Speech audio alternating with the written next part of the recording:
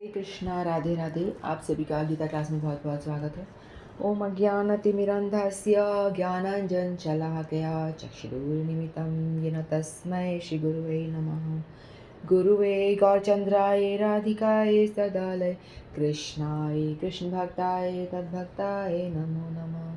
नमो विष्णुपादाय कृष्णपृष्ठाय भूतले श्रीमद्भक्तिवेदान्त नारायणीति नामिने श्रीकृष्णलीला कथने सुदाक्षं औदार्यमाधुर्य गुणनिक्षिप्तं वरं वरेण्यं पुरुषं महन्तं नारायणं तं तथा नमामि।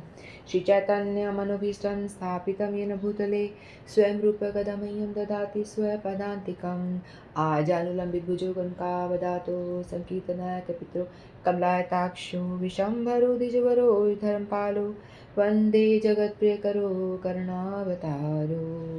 नमो महावदन्याय कृष्णप्रेमप्रदायते कृष्णाय कृष्णचैतन्यनाम्ने गौरत्विषे नमः। हे कृष्ण करुणा सिंधो दीनबन्धो जगत्पते गोपेश गोपिका कान्त राधाकान्त नमस्तुते। तत्काञ्चन गौराङ्गी राधे वृन्दावनेश्वरी वृषभानुसुते देवी प्रणमामि हरिप्रिये। वाञ्छाकल्पतरुभ्यश्च कृपासिन्धुभ्येव च पतितानां पावनेभ्यो वैष्णवेभ्यो नमो नमः। श्री कृष्ण चैतन्य प्रभु नित्यानंद श्री अद्वैत गदाधर शिवासादि गौरभक्तवृन्द वाञ्छाकल्पतरुभ्यश्च कृपासिन्धुभ्येव च पतितानां पावनेभ्यो वैष्णवेभ्यो नमो नमः। हरे कृष्ण कृष्ण कृष्ण हरे हरे हरे राम राम राम हरे हरे। हरे कृष्ण कृष्ण कृष्ण हरे हरे हरे राम राम राम हरे हरे। मैं सर्वप्रथम अपने परम आराधितम गुरुपाद पद्म नित्यलीला प्रवेश विष्णुपाद अष्टोत्तर सत श्री श्री श्रीमद् भक्ति वेदांत नारायण गुसे महाराज जी के श्री चरणों में अनंत कोटि दंडवत प्रणाम करती हूँ। तत्पश्चात समस्त रूपानु गुरु परंपरा के चरणों में अनंत कोटि दंडवत प्रणाम। आप सभी को मेरा यथा योग्य प्रणाम स्वीकारो। हरे कृष्ण। तो हम सभी श्रीमद् भगवद गीता का अध्ययन कर रहे हैं और हम छठे अध्याय में हैं। तो अब आज हम 24वां श्लोक शुरू करेंगे। तो इसमें भगवान बता रहे हैं, देखते हैं क्या बता रहे हैं। तो 24वां श्लोक, स निश्चयेन योक्तव्यो योगो अनिर्विण्णचेतसा संकल्प प्रभवान् कामांश त्यक्त्वा सर्वान् शेषत।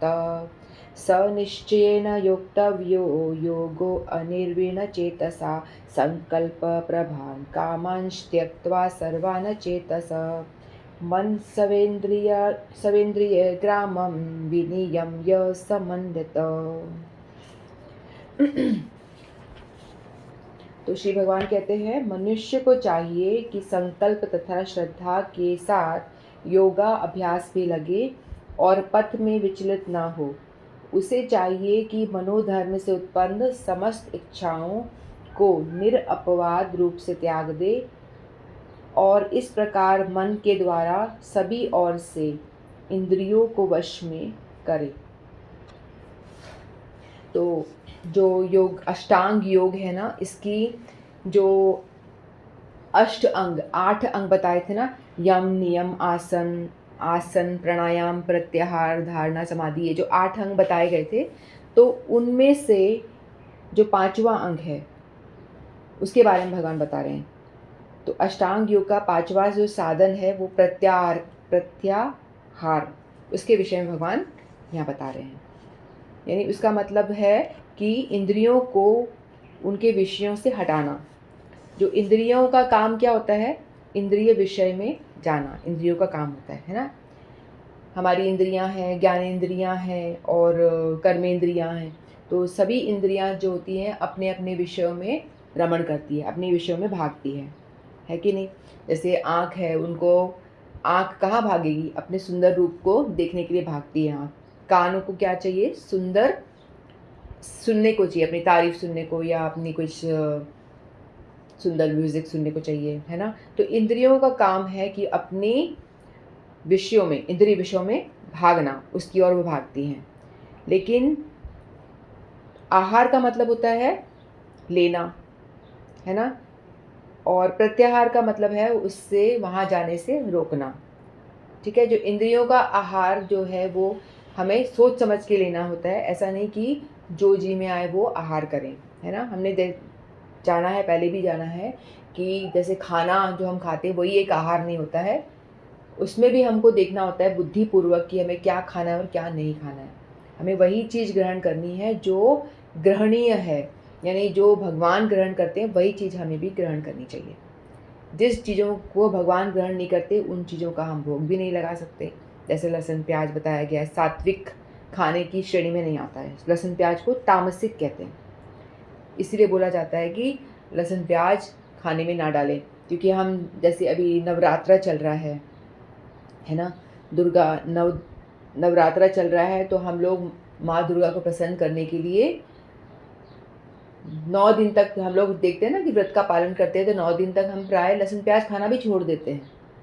जो व्रत कर रहे हैं उनको पता होगा कि माता को प्रसन्न करने के लिए हम लहसुन प्याज डालना छोड़ देते हैं। 9 दिन तक हमारे घर में बड़ा ही सात्विक माहौल रहता है। क्योंकि हमें पता है कि माता को पसंद नहीं है। माता जी कौन है?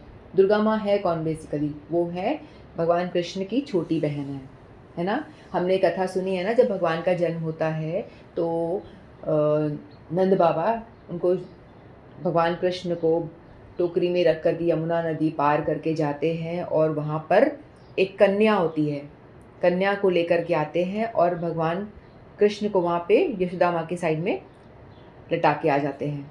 तो वहाँ पे ऐसा होता है कि 2 जुड़वा बच्चों का जन्म होता है।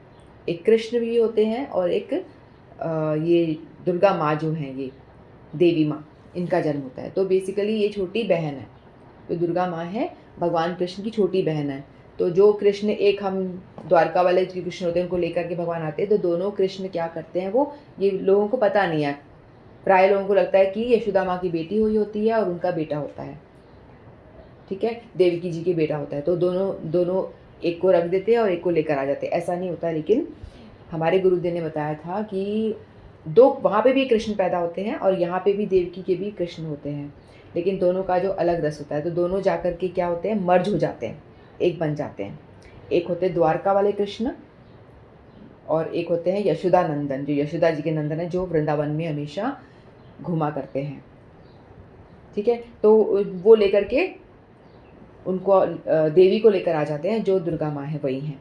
तो भगवान की ही वो छोटी बहन है, तो भगवान को जो चीज़ पसंद नहीं है वो उनको भी पसंद नहीं है, स्वाभाविक सी बात है ना? जो भगवान को पसंद नहीं होगी वो देवी माँ को भी डेफिनेटली पसंद नहीं है। तो इसीलिए 9 दिन तक हम लोग क्या करते हैं, बड़े ही सात्विक बनते हैं। हम लहसुन प्याज भी नहीं खाएंगे, घर में कुछ भी तामसिक चीज़ नहीं आएगा, है ना?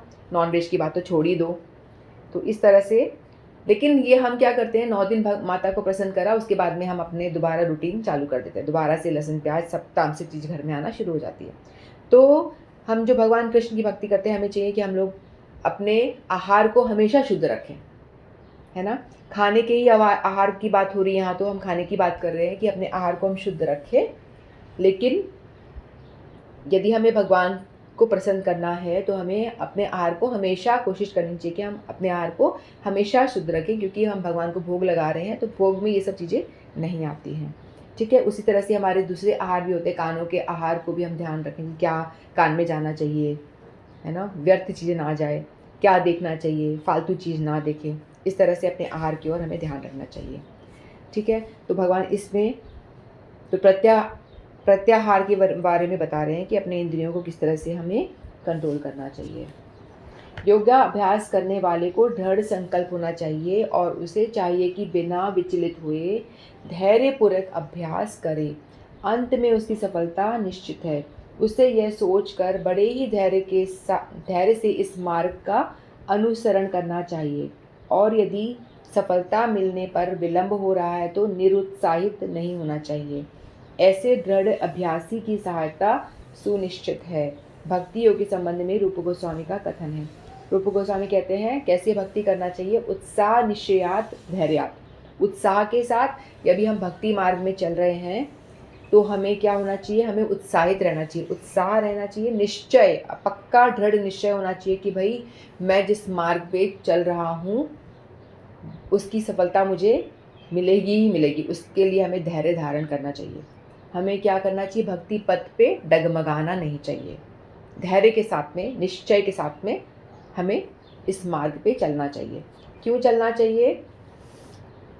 क्योंकि हमें पता है कि हमें हमारे गुरु वर्ग बताते हैं और हम शास्त्रों में देखते हैं कि ऐसे बहुत सारे एग्जाम्पल हैं जिन्होंने भक्ति मार्ग पे चल करके भगवान को प्राप्त किया है। जो ये यहाँ हम अष्टांग योग की बात कर रहे हैं, अष्टांग योग में भी जो भक्ति मार्ग में जो चीज़ें चाहिए वो उनको भी ज़रूरत पड़ती हैं, प्रत्याहार की ज़रूरत पड़ती है उनको भी, है ना। क्योंकि ये भक्ति मार्ग पे भी ज़रूरी है प्रत्याहार, और अष्टांग योगी के लिए भी बहुत ज़रूरी है। एक होता है योगा रुडुक्षु स्टेज, जो बिगिनर होता है, जो स्टार्टिंग वाला जो होता है, जो अष्टांग योग का पालन कर रहा होता है ना। तो उसके स्टार्टिंग में क्या है, यम करना, नियम फॉलो करना, नियम क्या क्या जो बताए गए हैं, क्या खाना है क्या नहीं खाना, कैसे बैठना है, किस तरह से आसन, फिर आसन कैसा आपका आसन होना चाहिए, ना अधिक नीचा ना अधिक ऊंचा, जो हमने पहले पढ़ चुके हैं, है ना। फिर प्राणायाम यानी सांसों की मुद्रा जो है, सांसों पे ध्यान देना, है ना, ब्रीदिंग प्रोसेस। तो ये स्टेप बाय स्टेप भक्ति में प्रोग्रेस करना होता है। एक स्टेप चलो, फिर दूसरा स्टेप चलो, फिर आसन, फिर प्राणायाम, फिर प्रत्याहार। यानी ऐसे नहीं कि आप डायरेक्ट प्रत्याहार पे जंप मार लो, इस तरह से नहीं कर सकते। कई प्राय हम लोग ढोंगी लोगों को देखते हैं ना, वो लोग क्या करते हैं ना, नियम का फॉलो करते हैं, खान पान का ध्यान नहीं रखते, अपने ब्रीदिंग प्रोसेस पे ध्यान नहीं रखते, कुछ भी नियम वयम पालन नहीं करते, सीधे से क्या करते हैं, प्राणायाम करने के लिए हम बैठ जाएंगे। हम क्या कर रहे हैं, अपना ढोंगी वेश बना लिया, प्राणायाम कर रहे हैं। तो इस तरह से कोई प्रोसेस में आगे बढ़ ही नहीं सकता, क्योंकि आपने आगे वाले स्टेप तो फॉलो करे ही नहीं है ना। यदि हमको कुछ भी सक्सेस चाहिए किसी भी प्रोसेस में, यदि हम सांसारिक सक्सेस भी प्राप्त करना चाहते हैं, तो उसके लिए भी हमको क्या करता है, बेसिक से ही हमको ABCD से ही आगे बढ़ना पड़ता है। बेस हमारा पहले मजबूत करना होता है, धीरे धीरे बेस मजबूत होगा तो हम धीरे धीरे इस मार्ग पे ठीक से चल पाएंगे। तो उसी तरह से हम लोगों को क्या करना चाहिए, डायरेक्ट प्राणायाम पे नहीं आना होता है, सीधे पहले जो स्टार्टिंग वाले जो होते हैं उनको फॉलो करना चाहिए, और बड़े धैर्य के साथ में, डगमगाना नहीं चाहिए। हम लोग लगता है अरे कितने दिन हो गए हम हरि नाम कर रहे हैं, कुछ हो तो रहा नहीं है, कुछ हो तो रहा नहीं है ना। तो हम क्या करते हैं, डगमगा करके गिरना शुरू हो जाता है, हमारा फॉल डाउन हो जाता है। कुछ लोग होते हैं कि हमने सुना कि हरि नाम जो है चिंतामणि है, इसको यदि हम भगवान का नाम जपते हैं और भक्ति का प्रोसेस करते हैं तो आपकी इच्छाएं पूरी हो जाती हैं। और ये सत्य बात है, नाम जो है चिंतामणि है। यदि आप नाम जप कर रहे हैं और आपके मन में जो थॉट्स आते हैं, तो आज नहीं तो कल वो पूरी हो जाएंगी। मान लो कोई नाम जप रहा है और मन में ऐसा भाव है कि मुझे धन की प्राप्ति हो जाए, मुझे धन की प्राप्ति हो जाए, या किसी के मन में कुछ इच्छा है, सिद्धि चाहिए, कुछ वो सब चाहिए, कुछ ऐसी इच्छा है, तो आप देखोगे, आप प्रयास कुछ उसके बारे में कोई प्रयास नहीं करोगे, लेकिन आपको क्या होगा, धीरे धीरे धीरे धीरे आप जपते जपते जो जैसा आपका भाव होता है, आपको वो चीज़ मिल जाती है। ठीक है, वो चीज़ आपको मिल जाती है। वैसे ही जो योग कर रहा होता है, अष्टांग योगी होता है, वो भी क्या करता है, जो उसकी जो इच्छा होती है मन में, कई दफ़ा इस अष्टांग योग करते करते क्या होता है, उनको सिद्धियों की प्राप्ति हो जाती है ना। वो सिद्धि की अवस्था में आ जाते हैं। सिद्धि हमें पता है ना, अष्ट सिद्धि जो हनुमान जी को जानकी जी ने सीता मैया ने दिया था, अष्ट सिद्धि नवनिधि के दाता। तो उनको छोटा करना, छोटा हो जाना, बड़े हो जाना, पानी पे चल पाना, ऐसे बहुत सारी सिद्धियां मिल जाती हैं, अनायास ही मिल जाती हैं। तो यदि आपकी मन में वो डिज़ायर है कि भाई सिद्धियां मिल जाए, तो आपको वो मिल जाएंगी, लेकिन आपको क्या चाहिए होती है, भक्ति। जिसके लिए आप कर रहे होते हैं वो नहीं मिलेगी आपको। आपका जो नाम जब आपने जो भी साधना करी है, वो आपका उस चीज़ के लिए यूटिलाइज हो जाएगा, जो आपकी डिज़ायर। इसीलिए कहते हैं कि डिज़ायर फ्री होकर के हमें भक्ति करना होता है। डिज़ायर मन में रख के अगर हम करेंगे तो क्या होगा, हमारी वो डिज़ायर डेफिनेटली पूरी हो जाती है। ठीक है, तो जिस भाव को लेकर के हम इस भक्ति प्रोसेस में लगते हैं, भक्ति प्रोसेस में लगना क्या है, चैंटिंग करना, नाम जप करना, माला पे नाम जप करना, कीर्तन करना, भागवतम का श्रवण करना, भगवत गीता का श्रवण करना, कथाएं सुनना, है ना। ये सारा जो प्रोसेस, इसको प्रोसेस कहा जाता है भक्ति का, जिसमें हमें लगना होता है। और भक्ति में स्थिर रहने के लिए हमें ये बहुत ज़रूरी है कि हम श्रवण करें, है ना, कथा का श्रवण करें। अब हम लोग जैसे अभी हम डेली बेस पे नहीं, एक दिन छोड़ के एक दिन भी कर रहे हैं, तो हम डेली बेसिस पे रूटीन हमारा बना हुआ है ना कि हम हफ्ते में 3 दिन पढ़ेंगे, और 3 दिन अगर पढ़ रहे हैं फिर 3 दिन हम क्या करेंगे, उसको रिपीट कर लेंगे। जो बीच वाला जो दिन हमारा गैप आ रहा है उस दिन हम जो हमने पढ़ा है उसको हम रिपीटेशन करेंगे, भगवत गीता उठा करके उसको पढ़ के देखेंगे कि जो बोला गया सच है कि नहीं, कुछ मैच हो रहा है कि नहीं हो रहा, अपने आप से सेल्फ स्टडी करेंगे। तो उससे क्या होगा, हमारा एवरीडे हर रूटीन में हम हर रोज़ श्रवण कर रहे हैं, चाहे इतना सा भी कर रहे हैं तो भी हम भक्ति में रहने के लिए पर्याप्त है ये। और हम गुरुओं के लेक्चर्स, हमारे गुरुवर के बहुत सारे लेक्चर्स हैं, उनको डेली बेस पे सुनना चाहिए ताकि हम भक्ति में स्टेबल रह सकें, अन्यथा मुश्किल हो जाता है। ठीक है, जहाँ तक संकल्प की बात है, मनुष्य को चाहिए कि यहाँ पे एक एग्जाम्पल दिया गया है गौरैया का, गौरैया यानी एक चिड़िया का एग्जाम्पल बताया गया है। उस गौरैया का आदर्श ग्रहण करें जिससे सारे अंडे समुद्र की लहरों में मगन हो गए थे। ठीक है, एक बार एक चिड़िया होती है, वो समुद्र के किनारे जो रेतीला स्थान होता है ना, वहाँ पे वो कुछ अंडे दे देती है। ठीक है, और अंडे एक सेफ स्थान पे समुद्र के किनारे रेत में एक अंडे दे करके वो अपने बच्चों के लिए कुछ दाना इकट्ठा करने के लिए या जो भी उनको मेंटेन करने के लिए जो चाहिए, घोंसला बनाना, कुछ भी तिनके इकट्ठे करने के लिए वो चली जाती है, अपने नियत काम के लिए चली जाती है। लेकिन पीछे से क्या होता है, जो समुद्र की लहरें जोर से आती हैं, हमने देखा है ना समुद्र की लहरें आती हैं और जाती हैं, तो उसी तरह से समुद्र की एक जोर की लहर आई और आकर के सारे अंडों को वो बहा करके ले गई। जो चिड़िया ने अंडे दिए थे वो सारे अंडे बहा करके वो ले जाती है समुद्र की लहरें। फिर चिड़िया वापस आती है, फिर देखती है कि भाई मैंने तो अंडे बड़े ही सेफ स्थान में दिए थे जहाँ पे कोई मनुष्य भी नहीं है, तो ये अंडे गए कहाँ। तो चिड़िया जो अपने बच्चों, अंडे में बच्चे होते हैं, तो वो चिंतित हो जाती है कि मेरे बच्चे कहाँ चले गए, अंडे कहाँ गए। तो वो समुद्र पे, उसको समझ में आता है कि समुद्र ने ही लिए है, तो वो बहुत गुस्सा हो जाती है, समुद्र को बहुत ही गुस्से में चुनौती देके बोलती कि मेरे अंडे वापस करो। तो समुद्र हंसने लग जाता है, भाई क्या कर लेगी तू, तेरे अंडे वापस नहीं करूँगा तो चिड़िया फिर से अपने बहुत ही चुनौती देके बोलती है गुस्से में कि मेरे अंडे वापस करो वरना मैं तुझे सुखा दूंगी। तो समुद्र फिर हंसता है, क्या बात कर रही है छोटी सी चिड़िया, तू इतना बड़ा विशाल मैं समुद्र, मुझे सुखा देगी, क्या मतलब तेरी औकात है कि तू मुझे सुखा दे। तो समुद्र फिर हंसने लग जाते हैं और फिर उसको इग्नोर कर देते चिड़िया को। चिड़िया कहती है तुम मेरी बात नहीं मान रहे हो, मैं तुम्हें सुखा दूंगी। तो समुद्र कुछ बोलते नहीं, फिर वही इग्नोर कर देते। फिर चिड़िया क्या करती है, अपनी चोंच में पानी भरती है और लाके थोड़ा सा उड़ करके दूर जा करके उसको पानी को बाहर निकालना शुरू कर देती है। कहती है कि मैं पानी की बूंद भर भर के अपने चोंच में ले जा करके सारा समुद्र सुखा दूंगी। बताओ क्या ये पॉसिबल है? क्या वो चिड़िया समुद्र सुखा पाएगी? एक एक चिड़िया एक ही बूंद में, चोंच में एक बूंद पानी आएगा तो एक एक बूंद वो कब तक निकालेगी, सालों साल निकालती रहे तो भी वो समुद्र सूखने वाला नहीं है। चाहे वो अपने पूरे जन्म तक वो ऐसा करती रहे तो भी वो समुद्र सूखने वाला नहीं है। तो समुद्र तो हंसते जा रहा था। उतने में क्या हुआ, ये जो बात है सब जगह फैल जाती है कि भाई एक चिड़िया है जो ऐसा प्रयास कर रही है, अपनी चोंच में बूंद बूंद करके पानी लेके जा रही है और वो समुद्र को सुखाने का उसने दृढ़ निश्चय कर लिया है कि मैं समुद्र को सुखा के रहूंगी और मैं अपने अंडे समुद्र से वापस लेके रहूंगी, निश्चय कर लिया। यहाँ पे हम देखते हैं कि चिड़िया की कोई औकात है समुद्र के आगे? अपना औकात सोचे तो वो तो करेगी ही नहीं कि भाई मैं कुछ नहीं कर सकती, मेरी क्या औकात है समुद्र के आगे। लेकिन उसने निश्चय किया और प्रण किया कि मेरा जितना सामर्थ्य है मैं तो अपना कर्तव्य करूंगी। उतने में बात जो है फैलते फैलते गरुड़ राज के पास पहुंची, जो पक्षियों के राजा गरुड़ है ना, जो वहाँ भगवान विष्णु के वाहन हैं, उन तक ये बात पहुंची। तो वो आए, उन्होंने बोला कि मेरी छोटी बहन ने ऐसा प्रण लिया है और वो बड़ी सिंसियरली इस चीज़ को पालन कर रही है ना, ऐसा प्रण लिया है और वो इस चीज़ को बहुत ही सिंसियरिटी के साथ इस चीज़ को पालन करने का पूरा प्रयास कर रही है, तो मुझे जा कर के उसकी हेल्प करनी चाहिए। यदि कोई हम देखते हैं ना कि कोई बहुत ही सिंसियरली अपना काम कर रहा है, अपने सांसारिक जीवन में भी हम देखते हैं, तो हमें लगता है कि भाई वो कितना सिंसियर कर नहीं पा रहा, तो थोड़ी इसकी हेल्प करें। ऐसा होता है ना, मन में आ जाता है चलो कोई ना, हम थोड़ा सा, बच्चा चलने का प्रयास कर रहा होता है, माँ उसको चलने के लिए छोड़ देती है तो उसकी हेल्प करते हैं हम कि वो लड़खड़ा के गिर ना जाए, है ना। फिर धीरे धीरे करते करते वो चल पाता है। उसी तरह से तो गरुड़ राज आते हैं और चिड़िया से मिलते हैं, कहते कि देखो मैं अब तुम्हारी हेल्प करूँगा।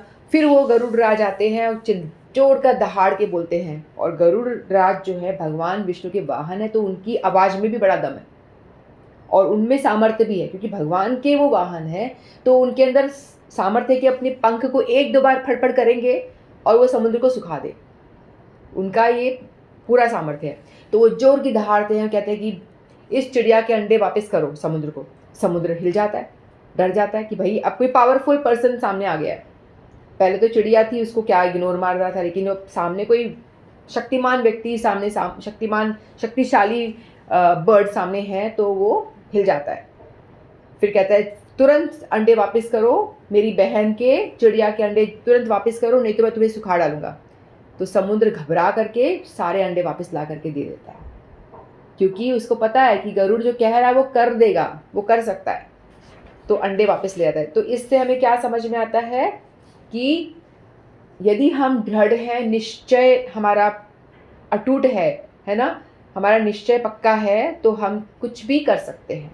जैसे वो चिड़िया, उसकी कैपेबिलिटी के हिसाब से जाओगे तो उसमें कोई सामर्थ्य नहीं था कि समुद्र को सुखा पाए, लेकिन वो निश्चय थी, तो उसको हेल्प करने के लिए भगवान के जो वाहन वो आए, और जो चिड़िया थी अपने जो उसका एम था उसमें वो पूरा कर पाई वो।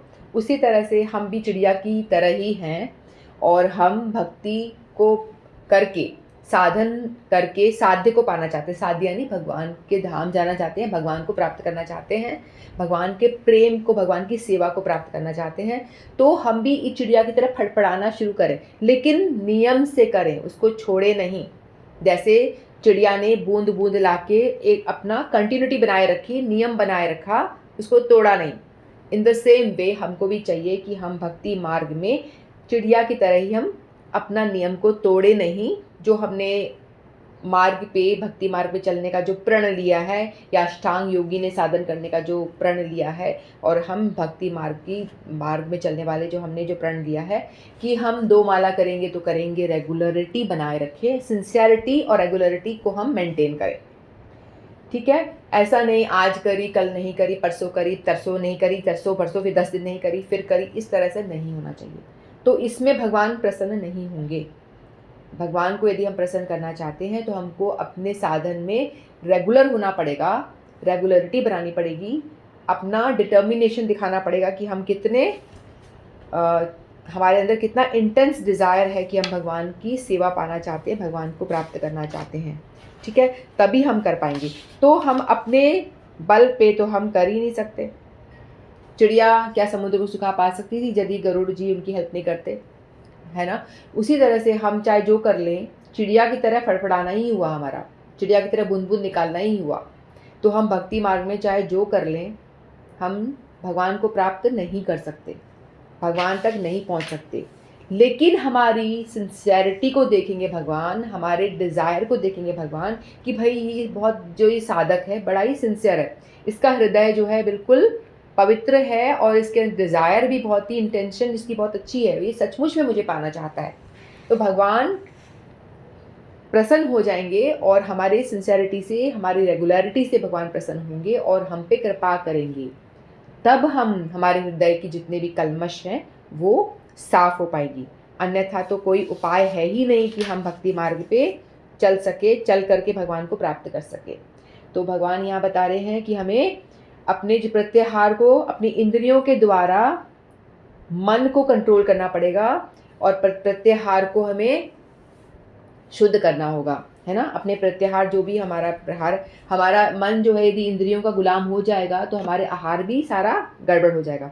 इंद्रियों का, मन और बुद्धि, मन क्या होता है, इंद्रियों के यदि अधीन हो गया तो इंद्रियां उन विषयों में रमण करेगी, है ना। जैसा मन करेगा वैसा मन क्या करेगा, इंद्रियों की गुलाम होगी, तो मन, इंद्रियां उनको कहाँ, पतन की ओर लेके चली जाएंगी, डुबो देंगी। तो हमें क्या करना पड़ेगा, मन को बुद्धि के अधीन होना पड़ेगा। बुद्धि यानी जो सोचने समझने का जिसमें सामर्थ्य है ना। भक्ति करके मार्ग पे हमें मन की नहीं सुननी है, और मन को इंद्रियों की नहीं सुननी है। हमको हमारे मन को वश में करना है, हमारे आहार को सही करके बुद्धि के द्वारा, बुद्धि से हमें सोचना होगा कि हमें क्या ग्रहण करना है, हमारी कर्मेंद्रियों को, हमारी ज्ञानेंद्रियों को क्या ग्रहण करने योग्य है उसे ही ग्रहण करना है, जो हमारे भक्ति मार्ग में सहायक हो। ऐसे ही कुछ भी चीज़ को ग्रहण नहीं कर लेना है। ठीक है, तो इस तरह से हम अपने मन को, मन की सहायता से अपनी इंद्रियों को कंट्रोल करें। ठीक है, जैसे हमने कई दफ़ा सुना है ना कि इंद्रियां क्या हैं, घोड़े हैं। हमारा शरीर एक रथ के समान है और रथ में बैठा हुआ कौन है, आत्मा, हमारी आत्मा जो सवारी कर रही है। आत्मा निकल जाता है तो हमारा शरीर निरर्थक हो जाता है, उसका कोई वैल्यू रहती है क्या? शरीर में से आत्मा चली गई तो शरीर ज़ीरो पड़ जाएगा, एक तरफ पड़ा रह जाएगा, उसको जला दिया जाएगा, है ना। उसी तरह से हमारा शरीर एक आत्मा है, इसमें जो सवार है, नहीं, शरीर एक रथ है और इसमें जो सवार है वो आत्मा है। इंद्रियां जो है वो घोड़े हैं जो शरीर को इधर उधर लेके जा रही हैं। बुद्धि सारथी है और मन लगाम है। मन की लगाम को टाइट रखने के लिए सारथी को वो मजबूत होना पड़ेगा, स्ट्रांग होना पड़ेगा, है ना, कि मन की लगाम टाइट हो और मन की लगाम इधर उधर ना दौड़े। हमारे घोड़े जो हैं, लगाम टाइट नहीं होगी तो घोड़े इधर उधर भागेंगे कहीं पे भी, इसलिए लगाम को बुद्धि के द्वारा टाइट करा जाता है ना, ताकि लगाम जो घोड़े हैं राइट डायरेक्शन में भगवान की ओर ही चलें, उल्टी डायरेक्शन में ना जाएं, माया की ओर ना जाएं। माया में फंसने के लिए चले जाएंगे तो फिर हमारा शरीर भी गिर जाएगा, हमारा रथ गिर जाएगा और आत्मा का पतन हो जाएगा। इसलिए यदि हमारी आत्मा को हमें स्वस्थ बनाए रखना है, उसको भगवान की ही सब चीज़ें सुनानी है, भगवान के बारे में सब करना है, तो बुद्धि यदि भक्ति में लगती है तो ही वो स्ट्रांग हो पाती है, तभी वो मन की लगाम को सही और दौड़ा पाती है। ठीक है, और नहीं तो इंद्रिय भोग में विचरण करने का इंद्रियों का तो काम है और वो पतन करा देगा। इसीलिए हमारी मन की सहायता से हमें इंद्रियों को वश में करना चाहिए। ठीक है, इस तरह से क्या होगा, हम अपने प्रैक्टिस में रेगुलर हो पाएंगे। ठीक है, नेक्स्ट श्लोक लेते हैं। शनैः शनैः उपरमेद बुद्धया धृति गृहीतया आत्मसमर्थम आत्मसंस्थं मनः कृत्वा न कश्चिदपि चिन्तयेत्। शनैः शनैः उपरमेद बुद्धया धृति गृहीतया आत्मसंस्थं मनः कृत्वा न कश्चिदपि चिन्तयेत्। तो भगवान कहते हैं, धीरे धीरे क्रमशः पूर्ण विश्वास पूर्वक बुद्धि के द्वारा समाधि में स्थित होना चाहिए और जिस प्रकार मन को आत्मा में ही स्थित करना चाहिए तथा अन्य कुछ भी नहीं सोचना चाहिए। समुचित विश्वास तथा बुद्धि द्वारा मनुष्य को धीरे धीरे सारे इंद्रिय कर्म द्वारा बंद कर देने चाहिए। यह प्रत्याहार कहलाता है। जो पिछले श्लोक में हमने पढ़ा ना प्रत्याहार के विषय में, कैसे हम अपने आहार को कंट्रोल में रखना चाहिए, इंद्रियों को मन की सहायता से प्रत्याहार कंट्रोल में रखना चाहिए, लेकिन कैसे, धीरे धीरे मन को विश्वास, ध्यान तथा इंद्रिय प्रवृत्ति द्वारा वश में करते हुए समाधि में स्थिर करना होगा। उस समय देहात्म बुद्धि के अनुरक्त होने की कोई संभावना नहीं रह जाती। दूसरे शब्दों में, जब तक इस शरीर का अस्तित्व है तब तक मनुष्य पदार्थ में लगा रहेगा, किंतु उसे इंद्रिय तृप्ति के विषय में नहीं सोचना चाहिए। उसे परमात्मा के आनंद के अतिरिक्त किसी और आनंद का चिंतन नहीं करना चाहिए। कृष्ण भावनामृत का अभ्यास करने से यह अवस्था सहज ही आ जाती है। ठीक है, तो भगवान बता रहे हैं यहाँ पे कि अपने इंद्रियों को संयम करके हमें भौतिक भोगों की ओर जाएंगे तो हम जो तुच्छ वाला जो आनंद है उसी में, छोटे से आनंद में रह के रह जाएंगे। लेकिन यदि हम भगवान की भक्ति करेंगे तो हमें क्या होगा, हमें जो हायर टेस्ट है वो मिलेगा और हमें यदि हमें कोई हायर टेस्ट मिलता है तो हम लोअर टेस्ट को तो अपने आप ही भूल जाते हैं। जब हमें कोई अच्छा टेस्ट मिलेगा तो हम छोटे मोटे टेस्ट के बारे में हम क्यों सोचेंगे। ठीक है, तो सभी कामनाओं को त्याग कर इंद्रियों को वश में करना होता है और धीरे धीरे हमें भक्ति मार्ग पर चलने का प्रयास करना होता है। ठीक है, तो हमने एक श्लोक पढ़ा था ना, व्यवसायात्मिका बुद्धि रेके हा कुरु नंदन, है ना, ये वाला जो श्लोक पढ़ा था। तो हमारी बुद्धि को हमें व्यवसायात्मिका जैसे बनाना होता है। व्यवसायात्मिका यानी जो व्यवसायिक जो व्यापारी है वो अपने सिर्फ उसका गोल होता है कि सिर्फ प्रॉफिट कमाना, उसके अलावा और कुछ नहीं सोचता। तो उसी तरह हमारी बुद्धि को भी हमें बहुशाखा की तरह नहीं, बहुशाखा यंताश्च बुद्धयो कुरुनंदना, ये हमने श्लोक पढ़ा था ना 3rd चैप्टर में। तो हमारी जो बुद्धि है बहुशाखा में नहीं होनी चाहिए, यानी बुद्धि को सिर्फ एक ही डायरेक्शन में चलना है कि भाई कैसे हमें भगवान की और मुड़ना है, भगवान की प्राप्ति करनी है, भगवान को कैसे प्रसन्न करना है। लेकिन हमारी बुद्धि यदि बहुशाखा वाली है, बहुशाखा वाली मतलब बहुत सारे उसके अंदर डिज़ायर्स हैं कि घर में अपने परिवार को प्रसन्न कर लूँ, ऑफ़िस में अपने बॉस को प्रसन्न कर लूँ, अपने बच्चों को प्रसन्न कर लूँ, माता-पिता को कर लूँ। तो इस सबको प्रसन्न करने के लिए क्या होगा, बुद्धि को डिफ़रेंट तरह का काम करना पड़ेगा। यदि वो माता को प्रसन्न करने जा रही है बुद्धि, तो एक डिफ़रेंट तरह का वो काम करेगी। किस माँ को प्रसन्न करने के लिए जो प्रयास है वो करेगी। पिता के लिए अलग तरह का प्रयास होगा, अपने बच्चों के लिए अलग तरह का प्रयास करेगी वो। तो एक-एक को प्रसन्न करने जाएगी तो उसको कितने डिफ़रेंट अपने कर्तव्य का पालन करना होगा, कितना सारा काम करना पड़ेगा। ऑफ़िस में बॉस को प्रसन्न करने के लिए कुछ अलग काम करेगी वो, अलग प्रयासरत होगी, है ना? तो इसीलिए कहते हैं कि अपनी बुद्धि को हमें क्या करना होगा, व्यवसायत्मिका बनाना होगा। व्यवसायत्मिका का मतलब जैसे कि व्यावसायिक जो व्यापारी है, एक ही ध्येय रखता है, उसी तरह से हमें अपनी बुद्धि को एक ही डायरेक्शन में चलाना है। एक डायरेक्शन क्या है? सिर्फ़ हमें देखनी है कि भगवान प्रसन्न कैसे होंगे। यदि हमने देखा कि भगवान प्रसन्न हो रहे हैं हमारी, और भगवान प्रसन्न होंगे कैसे? जब हम शास्त्रों में जो लिखा हुआ है, शास्त्रों में, ग्रंथों में जो बताया गया है, उसको अपन पालन करते हैं, और तो डेफ़िनेटली उससे भगवान प्रसन्न होंगे। शास्त्रों की आज्ञा का हम उल्लंघन नहीं करते हैं, उनकी बातों का, जैसे भगवद गीता में जो बताया गया है उनका हम आचरण करते हैं। जो एकादशी का पालन करने के लिए बोला गया है उसका हम पालन करते हैं। क्या खाना है क्या नहीं खाना उसके बारे में पता है, वैसा हम पालन करते हैं। 4 नियम की जो हमें पालन करने होते हैं, जुआ नहीं खेलना, मादक वस्तु का सेवन नहीं करना, स्त्री संग नहीं करना, ये सारी बातें यदि हम करते हैं तो क्या होता है, उससे डेफ़िनेटली हमारा आचरण अच्छा होता है। आचरण अच्छा होता है तो हम भक्ति मार्ग पे चल पाते हैं, तो उससे क्या होगा, बाकी लोग तो स्वतः ही प्रसन्न हो जाएंगे। भगवान प्रसन्न तो सभी प्रसन्न हो जाते हैं। एक-एक को प्रसन्न करने के लिए भागोगे तो नहीं हो पाएगा। एक-एक देवी-देवताओं को प्रसन्न करने भागोगे तो भी नहीं हो पाएगा, बड़ा डिफ़िकल्ट है। किस-किस को प्रसन्न करोगे? हमारे पास तो कितने सारे देवी-देवता हैं। शनिदेव हो गए, हनुमान जी हो गए, कितने सारे हैं, बताने की ज़रूरत है ही नहीं। तो हम एक-एक को प्रसन्न करने बैठेंगे, शनिवार को तेल चढ़ाओ, हनुमान जी को तेल चढ़ाओ, फिर माता जी के लिए ये करो, क्या-क्या करोगे? है ना? बहुत डिफ़िकल्ट है। एक को आप संतुष्ट करोगे, दूसरा नाराज़ होगा, दूसरे को करोगे, तीसरा नाराज़ हो जाएगा, मेरे लिए तो कुछ नहीं करा। तो बेटर है कि हम भगवान को प्रसन्न कर लें, पूरे हाथी की पूजा कर लें, तो सभी उनके जो पार्ट्स हैं, हाथी की पूँछ, हाथी की टाँग, हाथी की आँखें, हाथी के सभी की पूजा ऑटोमेटिकली हो जाएगी। हम सभी पे दिया लगा देंगे, तो हाथी प्रसन्न, यानी भगवान कृष्ण प्रसन्न, तो सब प्रसन्न। तो हमको हमारी बुद्धि को एक निष्ठ करके धीरे-धीरे स्टेप बाय स्टेप चलाना है। ठीक है? धीरे-धीरे चलने के लिए क्या करना पड़ेगा हमको? भक्ति में टिके रहने के लिए पहले बताया, भक्ति में रेगुलर होना होगा। अब इस श्लोक में भगवान बता रहे हैं कि धीरे-धीरे स्टेप बाय स्टेप आप चलो। है ना? एक साथ प्रत्याहार वाला यम, नियम, आसन ये सब ना करके डायरेक्ट आप प्राणायाम पे आ जाओ। है ना? धारणा, समाधि लगा लो बैठ के, तो उससे बात नहीं बनेगी। है ना? उससे तो क्या होगा, आप प्राइड ढोंगी करोगे। लेकिन कोई भी हम करते हैं साधना, तो हमको स्टेप बाय स्टेप धीरे-धीरे चलना होता है। जैसे हम कई दफ़ा देखते हैं कि कोई व्यक्ति बहुत ही इंटेलिजेंट है भक्ति मार्ग में, बड़ी जल्दी उसने श्लोकों को याद कर लिया, श्रीमद् भागवतम के श्लोक पढ़ लिए, श्रीमद् भगवद गीता के श्लोक कंठस्थ कर लिए, बहुत सारे वेद पुराण कंठस्थ कर लिए और बहुत ही ज्ञानी हो गया, बहुत ही कम उम्र में वो ज्ञानी हो गया, स्पीड में उसने सब कुछ पढ़ लिया।